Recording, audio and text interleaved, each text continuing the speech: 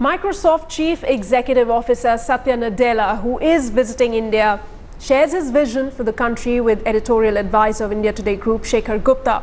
Nadella is visiting India for the first time after assuming the top post in February. Here's the headlines today exclusive. Focusing a lot on mobility now, and there is a phenomenal growth of computing power with mobility. Do you think India is ready to make use of it, or do you think this will be one more turning point where India will get left further behind? I think that it's something to watch for. First of all, I think one has to be grounded in what at least I believe is the broader trend of mobility. It's not celebrating just the one device and the set of apps on that device. It's really the mobility of the human being involved.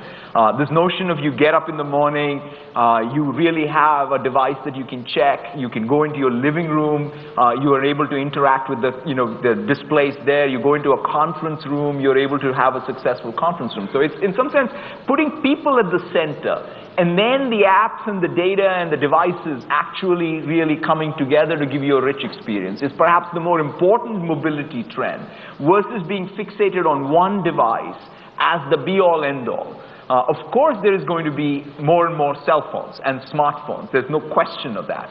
But I don't think that that's where it ends. Where it ends is where every individual is more empowered because they're able to experience this stuff every time, everywhere.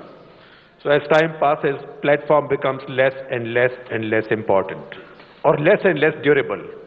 To me, it's in fact the exact opposite, I would say, which is the platforms become more and more important. In some sense, what do platforms do? To me, platforms harmonize the multiplicity of interests. When you have a closed system that kind of works in some walled garden fashion in a limited way, you can make some progress. But you can't really drive the flexible progress that's required in order to touch all walks of life. So the ability to get end users, developers, and even IT professionals together to harmonize that multiplicity of interest to drive the business forward perhaps is more important going forward to drive the benefits of technology versus just one vertical solution. You know Indian tech industry well. You've now also been visiting India and meeting many people. Why has India not produced its own Microsoft? Not the size of Microsoft, but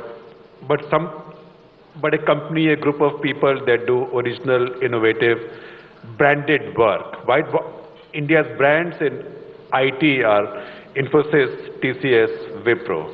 They are not products, brands, apps, and yet all you Indians go and do all this wonderful stuff for Microsoft, Twitter, Facebook, and all the others. And Google too, yeah. And Google too. Look, I think the way to perhaps both measure the progress of Indian IT companies is even take the brands you mentioned. You take a look at what TCS or Infosys or Cognizant or Wipro or anyone or a new entrant like Mu Sigma is doing with a business model that I would say India led with, which is a services-led. But the kind of work they're doing across all corporations, taking something like big data and analytics and having now fundamental impact on outcomes.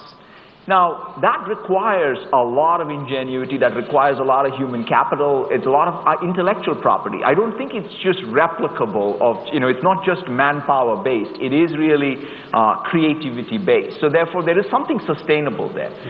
Now then, you take the internet commerce companies. I mean, it's amazing. In fact, I'm really like both China and now India, I think, are where a lot of consumer internet business models are being born, which in fact I think the US is going to learn from.